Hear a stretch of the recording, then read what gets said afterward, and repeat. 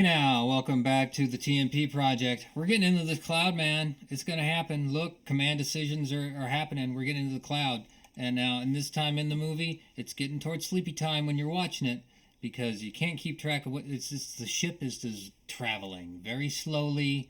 The Jerry Goldsmith music kicks in, and we're just looking at things. And so it's evocative of 2001 in many ways. That's 2001: A Space Odyssey, the movie that came out in like 1968.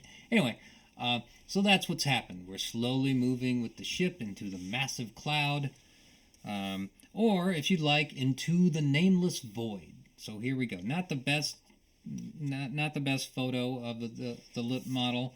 Nothing on the back. Let us figure out where we're at thanks to the card. We're floating outside the intruder cloud. The intruder can arrive at Earth. We're 20 hours away from Earth, so we got 20 hours left in the events of this movie, and it kind of feels like 20 hours at times, but hey. We got a course projection. We got this nice little graphic that I'm sure somebody out there knows which effects department did this. I'm not remembering the names right now. Forgive me. I have things. Course projection. How do we get the starship in? Is this where he wants the parallel course? Or I don't know. We're getting in the cloud. We went through the Chekhov hurt himself, and Spock sent the message. So V'ger's letting the ship in, but Decker's like, this is an unwarranted gamble, and Kirk's like, well, how do you define unwarranted? And then we get back to that beat later, of course. We'll just wait for that. So anyway, here we're going to the cloud. That's 32. 33, we keep it going. This card is called Rite of Passage. Now here's the evocative 2001 stuff right here. We're going this way, and we're just looking at some stuff. But we're looking at the crew looking at it instead of just, Bowman's eyeballs from 2001. So it's a cloud formation here. The enormity of the power field. Energy patterns not identifiable ever before. Spock reports that the vessel inside is generating the force field greater than the radiation of Earth's sun. That's insane, but here we go. And so is like 42 AUs, but that got fixed in the director's edition. Although 2 AUs is still insanely huge. The Enterprise reaches the center of the cloud where they find a central vessel.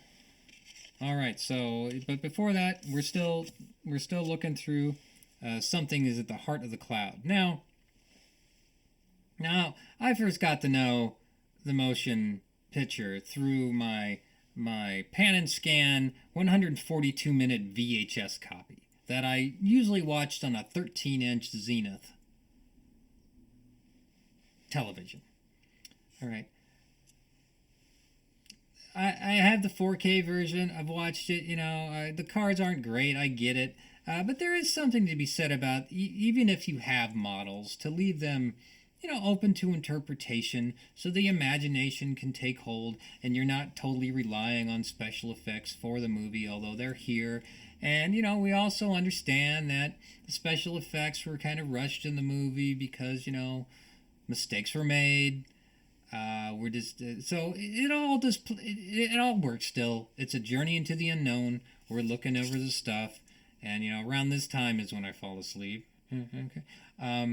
So yeah, this is when Kirk is do a parallel course, nearing close to 500 meters. 500 meters, and then we'll go this and we'll do this, and it's all about navigating the ship.